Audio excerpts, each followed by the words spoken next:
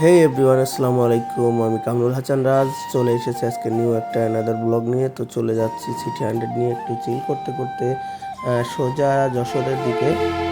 তো কেমন লাগছে অবশ্যই জানাবেন। আর আমার তো খুবই ভালো লাগছে, এই জন্য আপনাদের সাথে একটু ভিডিও করে দেখানোর চেষ্টা করলাম। সামনে ছোট ভাই বাইক রাইড করছে এবং দেন আমি পেছনে বসে আছি আর সামনের ভিউটা দেখাচ্ছি আপনাদের। অসাধারণ ভিউ, কোটি টাকার ভিউ। তারপর আপনারা দেখতে থাকুন আমরা কোথায় কোথায় যাই, আজকে কি করি। আমরা চলে যাচ্ছি সোজা যশোরের দিকে। এখন দেখতে পাচ্ছেন এখানে কিছু বালি বিক্রয় করা হয় যশোরে যেতে যেতে রাস্তার পাশের। আর এইটা হলো গিয়ে সেই চাঁদপাড়া রোড, মেবি কি যেন একটা নাম এইটার, আমার মনে নাই। দ্যাটস ওয়াই সোজা চলে যাব আমরা এখন। তো দেখতে পাচ্ছেন এই রোডে খুব জ্যামজটই হয়। আর ভাঙা রোডটা অনেক দিন ধরে এইরকম ভাঙা পড়ে আছে রোডটা, এই জন্য একটু গাড়ি স্লো চালাইতে হচ্ছে। ছোটো ভাই বললাম স্লো স্লো চালাও, কারণ একটু দুর্ঘটনা সারা জীবনের কান্না। রোডটা মোটেও ভালো না। পরে আমার প্রিয় ভাই চলে এসেছে, ইয়ানবি এবং ওরফে ইসমাইল। এরা হলো গিয়ে যাচ্ছিল কোনো একটা ভিডিও করতে, সাথে সাথে দেখা বড় ভাইয়ের সাথে। আর তাদের সাথে চলতে চলতে চলে গেলাম সোজা যশোরের দিকে। দেন তারা যাচ্ছে হয়তো জিকোর কাছে একটা, যেহেতু নিউজ করে তারা, তাদের বসন্ত টিভি নিউজ।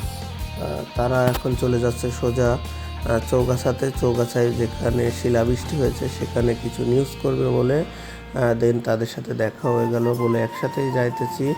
তো আসলে আরও ভালো লাগছে, 3-4টা বাইক গেলে আরও ভালো লাগে, সেই কারণে একসাথেই যাচ্ছি। দেন আমার খুব ভালো লাগছে, এই জন্য সোজা তাদের সাথে আড্ডা দিতে দিতে চলে যাচ্ছি। আর দেখেন প্রকৃতির দৃশ্যগুলো কোটি টাকার ভিউর চেয়েও দামি, জাস্ট ওয়াও।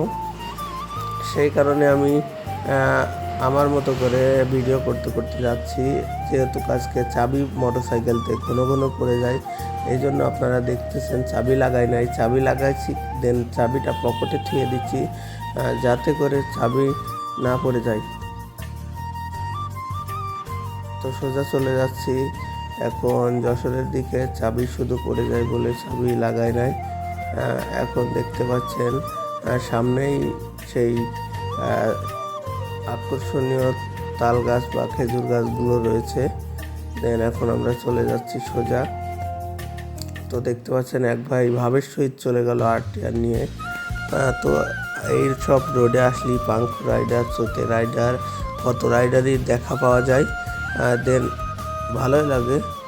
তো এখানে বাগানের ভিতরে দেখছি একটা ঘর করতেছে।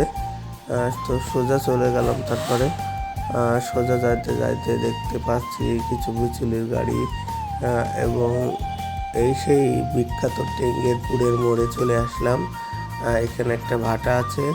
সো এটা হলো যে টেঙ্গেরপুরের মোড়। এই টেঙ্গেরপুরের মোড়ে সোজা চলে আসলাম।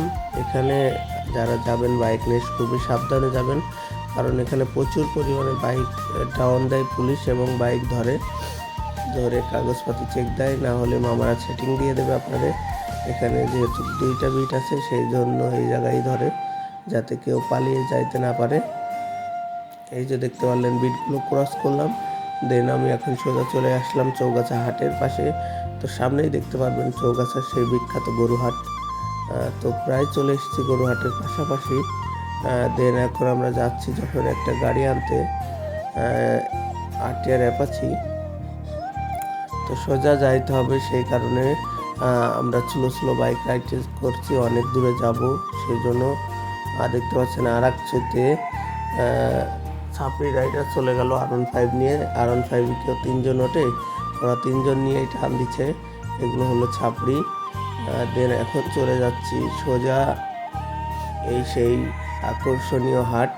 দেখতে পাচ্ছেন কিছু গরু, ছাগল এবং সব কিছুই বান্ধা থাকবে। ওই যে দেখতে পাচ্ছেন বাগানের ভিতরে হাট শুরু হয়ে গেছে। এখানে হলো বিভিন্ন ধরনের বিভিন্ন জাতের গরু ক্রয় করা হয়। এটা সেই আকর্ষণীয় চৌগাছা হাট। দেন দেখতে পাচ্ছেন এখন ওই ভাইগুলো গল্প করতেছে এবং যাইতেছে, এবং আমিও তাদের সাথে একটু গল্প করতে করতে যাইতেছি। দেন এই সেই আকর্ষণীয় হাটের গাড়িগুলো, যেই সব গাড়িগুলো সাইডে পার্কিং করে রাখে দেন হাটের ভিতরে যাই। তো দেখতে পাচ্ছেন অনেক